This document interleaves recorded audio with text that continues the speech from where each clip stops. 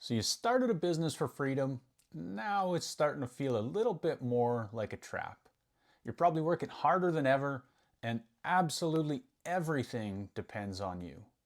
In this video, I'm going to show you how to break that cycle and finally lead a business that runs without you.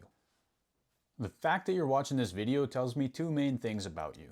One, that you're a blue collar business owner and you're probably already really good at what you do, but two, you want to get out of the day-to-day grind of your business and build a self-managing team so you can regain some of your life. You see, I've built empowered teams that run with autonomy and still deliver the results. And I want to help you do that for your own business. So you're the reason I've created Elevation Leadership. There's really 4 distinct stages that you'll go through as a business owner, and each one is going to require a different version of you in order to succeed and grow past it. Elevation is a program for the owner who wants to grow beyond the hustle and grind of operations, to stop doing it all themselves, and to build a team and a business that can run without them. And most of all, to rise above the chaos and actually enjoy the success that you've built. I'm Chris Smith, a tradesman and a blue-collar professional with over 2 decades in the field, driving sales and managing the business for my own company and for larger organizations. If you're a blue-collar business owner that's established in your market and great at what you do, and you're ready to learn to lead in a way that builds your team and business up into an asset that supports your life, then this is for you. You've sacrificed enough kids' birthdays, missed family dinners, and sent that "I'm just finishing up" text one too many times already. Let's put a stop to it. Elevation is designed for the growth-minded business owner who's done being the bottleneck in their business. If you're ready to empower your team, to scale sustainably, and to lead with clarity so that you can live the lifestyle you originally built your business to help achieve, then keep watching, and we'll get into how this works. One of our clients is a manager in the automotive industry. He was able to rally his team and hit consecutive record-breaking months in terms of service sales, all while creating an incredible culture and a place where his team absolutely loves to work. He actually won a fishing trip to Alaska for his work. He was recognized by his business, so that was really cool. Before we can get into how to level up and quit being the bottleneck like he did, we need to look at why you became the bottleneck in the first place. So this happens in a few different ways, but there's always a common denominator, which we're going to get to. And I'd like to talk about, though, some common knowledge of different stages of business growth. And everybody kind of accepts that at different revenue levels or different staff count levels, there's different things that are required out of your business in order to succeed. The exact dollar figure and revenue number, that can vary quite a bit depending who we're talking to. So for the sake of this video, I'd like to talk about those terms, those stages of growth in terms of different levels of leadership that are required from you as the owner. So you can see on the slide here, we've got the 4 stages. We've got the operator, the crew boss, the superintendent, and finally the legacy leader. And each of these stages of growth requires a different approach to the business, and they require different things from you as an owner. There's already a lot of videos out there about the different business systems and structures that you might require at different stages of your growth as a business owner, so I won't get into that.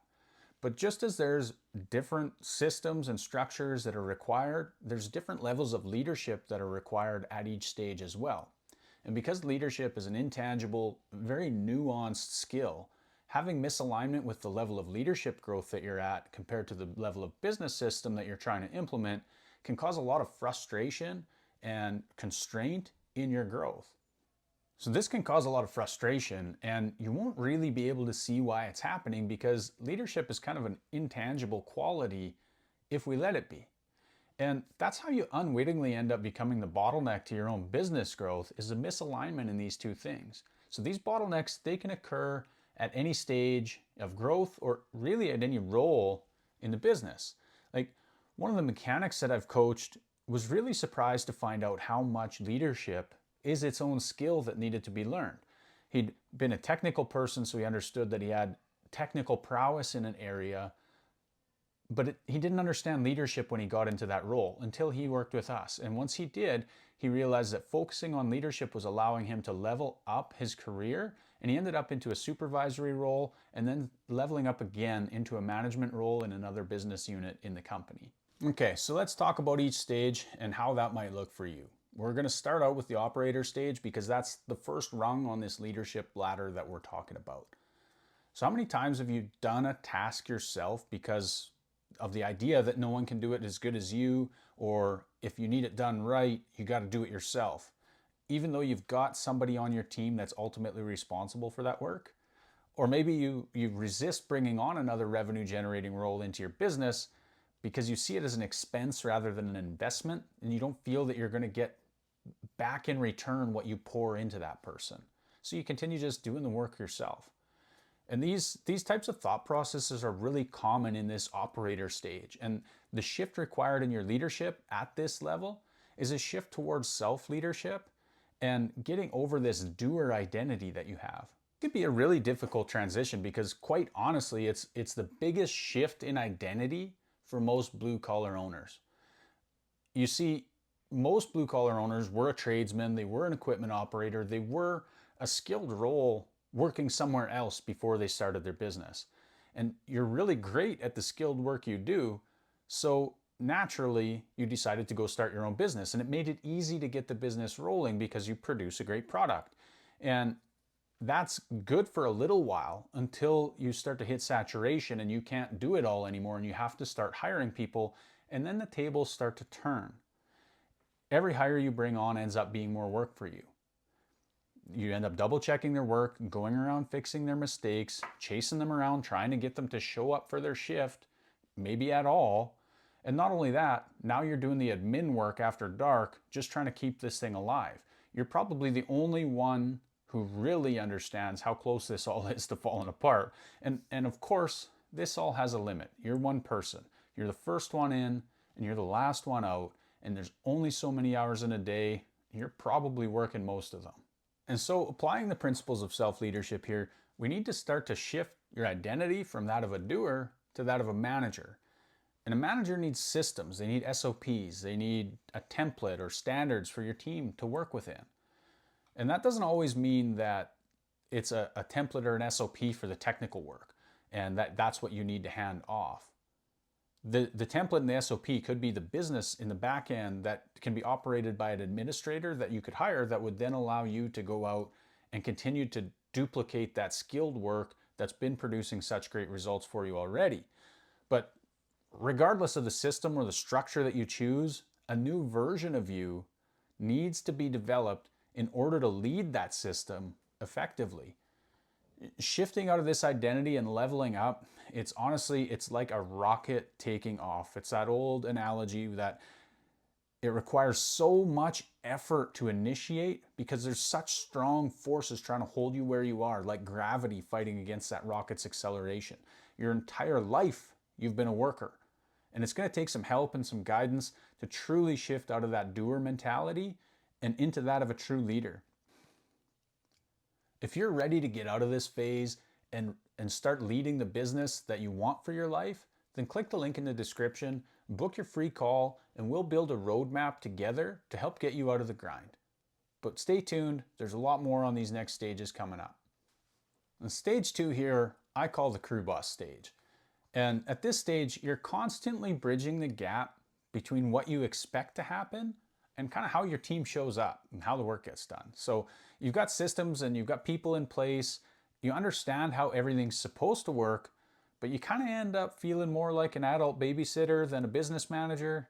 And this whole well-oiled machine you think you're building is a little bit more like a rusty bucket. You spend a lot of hours just explaining tasks, checking work, wondering maybe why you're behind schedule again. And while you're not on the front line daily, like you're not out in the field all the time, every day in the work, if you take a day off, the thing falls apart, or maybe it just grinds to a halt. And the natural temptation here is to focus on these systems and procedures and processes that you're putting in place. And if you're like me, you might even be inclined to take some managerial education and spend 6 months after hours getting a certificate in project management, only to find that that managerial education just made you default to creating more processes and systems that gave you more tasks to do on your calendar, and you end up busier than ever anyway. I digress. This step here, from a leadership standpoint, moves beyond self-leadership and into team development. You've got the systems and the SOPs in place probably well enough that you need to start leading the team within them before you can even figure out what's wrong with them.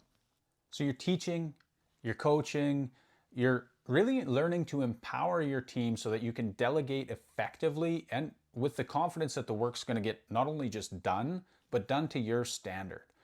So learning to lead an empowered team is a huge step, and it's going to actually start to set you free in your business, but only if you learn to do it the right way.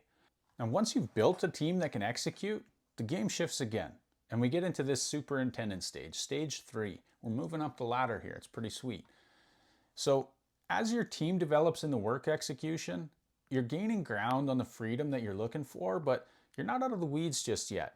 The team executes on what they know, and they're working well on the execution of the tasks. But you still find yourself needing to be present to ensure that these tasks are aligned with like overall objectives and outcomes, and that projects run smoothly, like from bid to billing, everything runs smoothly. The rusty bucket I talked about, that's starting to become a little bit more of a well-oiled machine. But it only works if you're there to run that machine. The team still relies on you for direction, and all key decisions, they flow through you. If there's a hiccup on a project, it's at a standstill until you can set a new course for the team or make a decision for next steps. You have a lot more freedom hour to hour in your workday at this stage, but you don't have lifestyle freedom that you've originally set out for just yet. Like I say, if something goes sideways on a project, it's up to you maybe to fix it. And if you're not trying to be on vacation while that happens, your significant other is going to wonder again why you're pulled back into this business. So you're starting to finally see daylight, not just in your schedule, but like in your mental space. So you're leading well, you're starting to live well. And the play here is to move beyond this team development stage and start to build another layer of leadership into your organization. To grow beyond this stage, it requires building other leaders in your business that are competent, that are trustworthy, and that are committed to the vision just as much as you, if not more. And that takes a really special person to be able to empower a layer of leadership that produces within your business that's really an extension of your own energy to create results, whether you're there or not. And that's what we're going to talk about in this next stage. All right, number 4, the legacy leader. You finally made it. You're finally out of the weeds on a daily basis. At this stage, you're not running everything. You're building the people that run everything. At this stage, your team is essentially self-managing. There's leadership layers in place to own the outcomes in the business and not just the tasks. And your work becomes more strategic in nature rather than reactive to what's happening in the business. The work you've put into building all the systems and standards earlier is paying off. There's a clear culture in your business, and it's easy to reinforce. So now you're spending more time on high-level strategy and ensuring the leaders that you've built are receiving mentorship and continue their own growth so that they can continue to drive the growth of the business for you. Your business is now supporting your lifestyle instead of stealing from it. And that's a pretty amazing thing. So what you need to focus on here, you might think, well, I'm done. But there's never, let's be honest, the mountaintop is never the mountaintop. It's this place on earth that we live is full of false summits. So continued leadership development and mentoring will ensure your leadership team is dialed in, but it will also ensure you stay dialed in. And so we revisit self-leadership here, but it's at this new higher level. And you can't give what you don't have. So you need to continue to sharpen your own sword to help you pour more into your team and build an even stronger machine in this business that you've built. At this level, your business isn't just profitable, it's meaningful. And that's the kind of legacy worth building. If you want to find out what stage you're in and maybe what that next step looks like, then click the link in the description and book a call, and we'll map out your next steps together. So now that we've been through these 4 stages, The next question becomes, how do you actually elevate through them? Because it doesn't just happen, growth doesn't just happen by default. We have to pursue it, or everybody would be the world's greatest leader. And I mean, if we look around, that's clearly not the case. So in elevation, we have three pillars that we focus on to deliver results that actually get you to transition through these phases successfully and embed this new identity that each stage requires. So the first pillar is really training. It's studying and training on powerful information, not just any information, but the best leadership tactics, strategies, principles, and philosophies that are known, period. So that information is obviously really important to create awareness, because we can't do what we don't know. But the information is useless unless we put it into practice. And what we're trying to do with this information is really to help you shift identity through these different phases. It's not about doing something different, it's about being somebody different. And that process usually takes some guidance, because we've got these things called blind spots and we can't tell where our own blind spots are, or they wouldn't have that name. So the next pillar is elite level coaching and mentorship. And this helps implement this powerful information that we talk about, not only in the right order, but to drive accountability and empathy in guiding you through this process and navigating this journey as you elevate your leadership to lead this amazing business that you want to build. And finally, we need to make sure that you've got the right garden to grow in, that you've got the right things around you to support your growth and encourage you on the way. So the third pillar is community, because we don't need crabs in the bucket trying to pull you back down and keep you from that growth that you want. We need you to be surrounded by other like-minded individuals that are on the same path and that are going to encourage and champion your journey and hope that you do the same for them. So are you a fit? And you might have some things in mind that would keep you from wanting to push forward, like not having the time to train. I'm a busy business owner, and I understand that. There's only so many hours in a day, but the truth is you don't have time not to. If you don't invest the time now, you're never going to gain it later. You need to invest the time now to build this quality of leadership up in you that can build a team that's going to buy you your time back. Another common thing we hear is, will it work or it won't work in my business? And that's just not true. I mean, we've worked with clients in various sizes and different industries, and your business really isn't too big or too small, and this program can be implemented successfully. One of our clients was an aviation business owner, and he went from being the go-to guy for everything in his business to building an empowered team that ran well enough without him that he could go and acquire other divisions, other businesses that became new divisions of his company and scale, all because he was able to level up his leadership. So this applies across industries, across business sizes, and it's something that no matter where you're at, we can meet you there and help take you to that next step.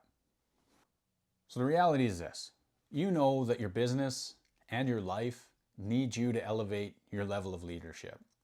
It's not just good for business, it's respectable, it's commendable, and it's honestly life-changing personally.